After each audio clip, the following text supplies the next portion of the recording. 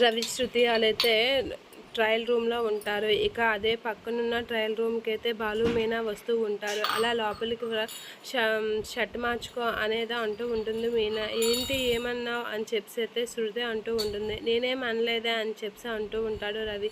ఇక రవికి అయితే శృతి ముద్దు పెడుతూ ఉంటుంది. ఇక పక్కనే ఉన్న బాలు వాళ్ళైతే బాలుకైతే షర్ట్ ఇచ్చి మార్చుకోమని చెప్తూ ఉంటుంది మీనా. ఇక మీనా కూడా బాలుకి దగ్గరగా అయ్యి హక్ చేసుకుంటూ ఉంటుంది. అలా వాళ్ళిద్దరూ హక్ చేసుకుని అలా ఉంటారు. ఇక బాలు అయితే ఒకసారిగా మీనాని తోసి, అమ్మో నువ్వు మరీ దగ్గర అయిపోతున్నావు అని చెప్పి మీనానైతే పక్కకు తోసేస్తూ ఉంటాడు. ఏమైందండి అని అంటే, షర్ట్ బాగుంది కదా, వేసాను కదా, పద వెళ్దాం అని చెప్పి అంటూ ఉంటాడు బాలు.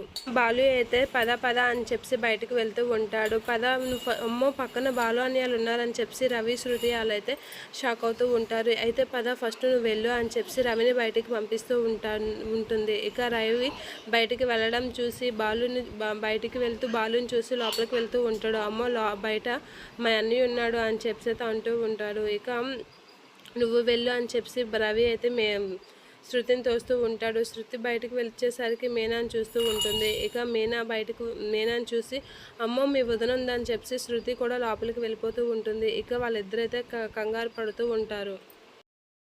అలా ఒకరికొకరు కంగారు పడుతూ చాలా టెన్షన్ పడి ఇప్పుడు ఏం చేస్తాము, మా బాలానికి కానీ దొరకామా, మన పని ఇక అంతే అని చెప్పి అయితే కంగారు పడుతూ ఉంటారు. ఇక బాలు, మీనా వాళ్ళైతే బట్టలు ఎంచుకొని ట్రయల్ రూమ్ నుంచి అయితే బయటికి వెళ్తూ ఉంటారు. అలా బయటికి వెళ్తూ శృతి, రవి వాళ్ళైతే చాలా కంగారు పడుతూ ఉంటారు వాళ్ళిద్దరిని చూసి.